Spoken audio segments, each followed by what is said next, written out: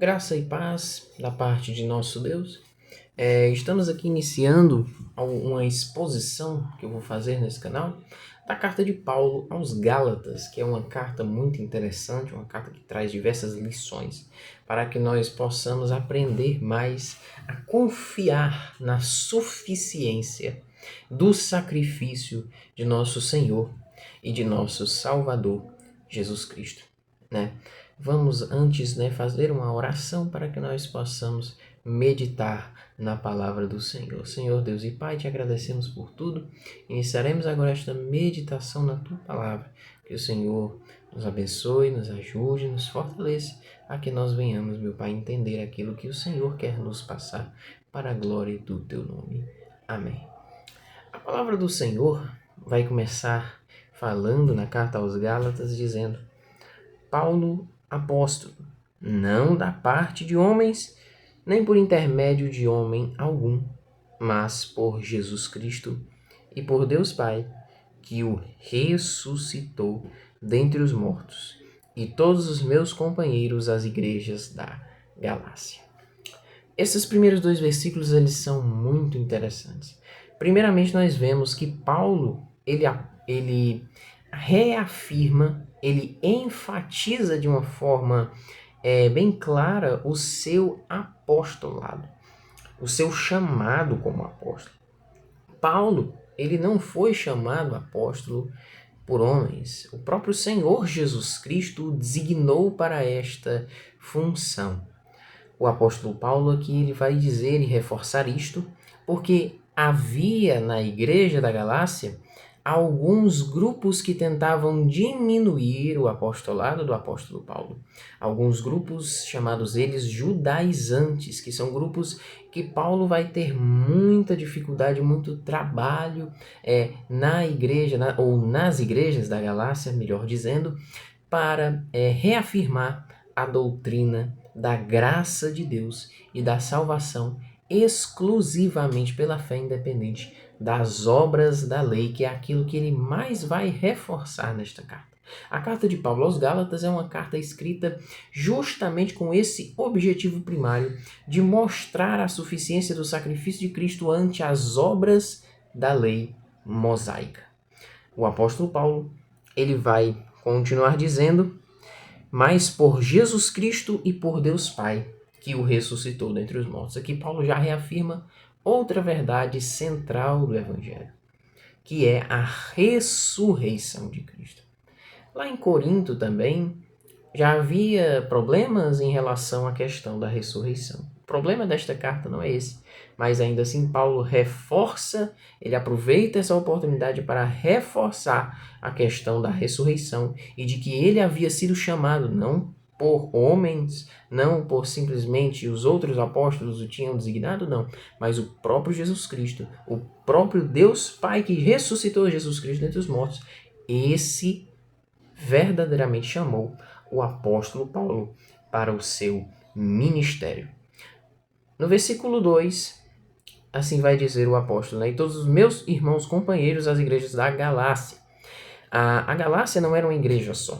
A Galácia era uma região da Ásia Menor, onde havia algumas igrejas, algumas comunidades cristãs naquele lugar, que se reuniam, no caso, e Paulo estava mandando a carta para todas essas igrejas, para que essa carta fosse lida nessas igrejas, para orientar os irmãos acerca destes problemas que eu acabei de falar acerca dos judaizantes. Graças a vós outros e pais da parte de Deus nosso Pai e de nosso Senhor Jesus Cristo, o qual se entregou a si mesmo por nós, pelos nossos pecados, para nos desarraigar deste mundo perverso, segundo a vontade de nosso Deus e Pai, a quem seja dada glória pelos séculos dos séculos. Amém. Aqui é interessante como Paulo já começa essa carta reafirmando verdades centrais do Evangelho. Como eu já disse, ele vai mais na frente combater muitas falsas doutrinas levantadas pelos judaizantes que nós vamos comentar ao longo dessa exposição. Mas aqui ele já reforça pontos centrais. Ele diz que Cristo morreu por nós.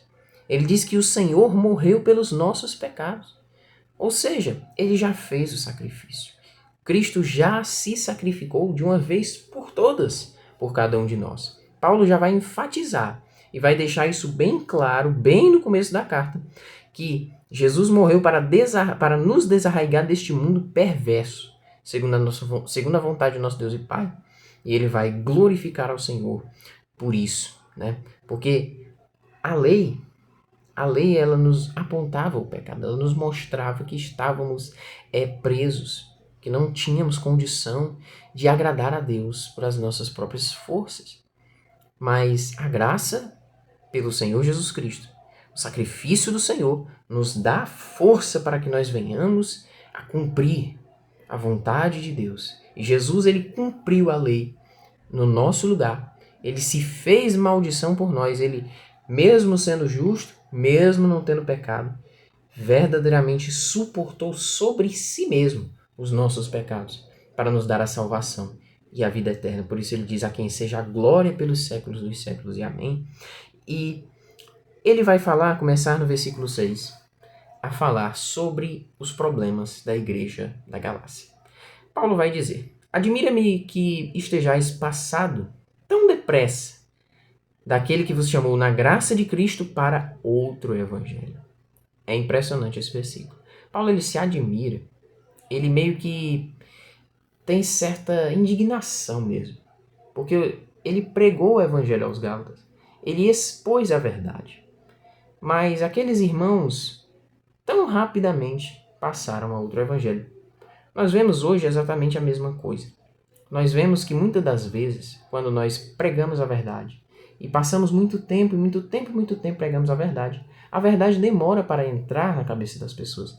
Mas quando vem uma falsa doutrina, um falso ensino, uma doutrina que perverte o evangelho da graça, o evangelho da cruz de Cristo, muitas pessoas vão após estas falsas doutrinas, porque o ser humano, ele tem uma natureza caída, uma natureza pecaminosa.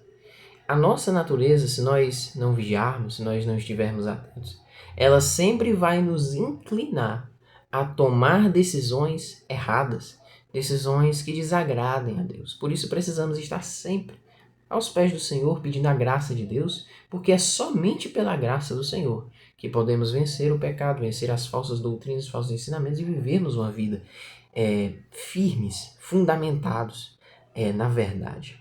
E ele diz: o qual não é outro. Isso aqui é muito interessante. Senão que há alguns que vos perturbem e querem perverter o evangelho de Cristo. Por que ele diz que esse evangelho, ele não é outro? Por quê? Os judaizantes, eles não apresentavam uma mensagem completamente diferente do evangelho. Eles assumiam: não, vocês podem crer em Jesus. Vocês podem crer que Jesus é o Senhor, vocês podem crer que Ele é o Salvador. Só que para a sua salvação, essa era a doutrina dos judaizantes, para a sua salvação ser completa, você precisa cumprir as obras da lei de Moisés. Essa era a prerrogativa dos judaizantes, de grupos, às vezes dos próprios fariseus. Eles queriam não arrancar completamente o evangelho, não arrancar completamente a mensagem de Jesus, mas acrescentar a mensagem de Jesus. Acrescentar as obras da lei mosaica. Coisas que já tinham sido passadas. Como na carta aos Hebreus nós vamos ver claramente que o sacrifício de Cristo ele foi pleno para cumprir todas aquelas sombras que haviam na lei mosaica. O que vemos nos versículos adiante é um grande alerta do apóstolo Paulo. Ele diz: mas ainda que nós, ou mesmo um anjo do céu, vos pregue outro evangelho, que vá além. Na verdade, ele nem diz outro evangelho, ele diz: vos pregue evangelho que vá além do que vos tenho pregado, seja anátema. Está aqui uma dica muito interessante e muito importante. Paulo ele vai trazer aqui a chave para que a gente não venha cair em heresias e em falsas doutrinas. O que a gente tem que fazer? Examinar as Escrituras. São elas que testificam de Cristo. Quando nós examinamos as Escrituras, nós ficamos atentos para aquilo que está acrescentando a Escritura. para aqueles que acrescentam algo à Escritura ou aqueles que tiram algo da Escritura. Portanto, precisamos estar atentos. Existem muitas seitas por aí que nós conhecemos, por exemplo, a Igreja Mórmon, a Igreja de Jesus Cristo dos Santos dos Últimos Dias, que faz o quê? Que traz outro livro além da Bíblia, que traz, de certa forma, um outro evangelho. E a revelação foi justamente através de anjos. Paulo já havia avisado isso claramente. E ele vai ser tão enfático que ele vai dar tanta centralização na mensagem do evangelho, que ele vai dizer ainda que nós mesmos, os apóstolos, os que viram o Senhor, ainda que a gente pregue outro evangelho, pregue outra mensagem diferente da cruz, diferente daquilo que vocês já ouviram, seja maldito, seja anátema. É isso que Paulo diz. A centralidade, a nossa confiança não deve estar em líder A, em líder B, em denominação A ou em denominação B.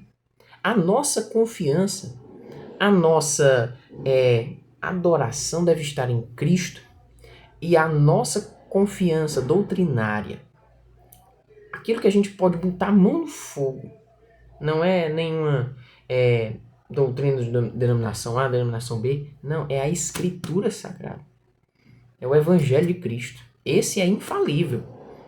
A palavra de Deus é infalível. Agora, precisamos tomar cuidado. Precisamos tomar muito cuidado. Precisamos estudar a Escritura, entender o Evangelho. Porque entender o Evangelho é ser liberto de todas as maldições da lei. É ser liberto do legalismo, é ser liberto de uma religiosidade vã e vazia. É entender a verdade da salvação. Ele diz, assim como já, e ele vai repetir, assim como já dissemos, e agora repito, se alguém vos prega outro evangelho que vá além daquele que recebestes, seja anátema. Paulo está dizendo claramente, não tem outro evangelho. Só existe o evangelho de Cristo Jesus, nosso Senhor e Salvador. Não existe outro que possa salvar. Pedro diz que ele é o único pelo qual nós podemos alcançar a salvação em Atos capítulo 4, versículo 12. Ele diz, em nenhum outro há salvação, porque também debaixo do céu nenhum outro nome há dado entre os homens pelo qual devamos ser salvos. Jesus é o único mediador entre Deus e os homens. E assim como de toda a Bíblia, Jesus é o centro da carta aos Gálatas, pois a carta aos Gálatas é uma carta que enfatiza a doutrina da graça de Deus, da salvação pela fé, independente das obras da lei mosaica.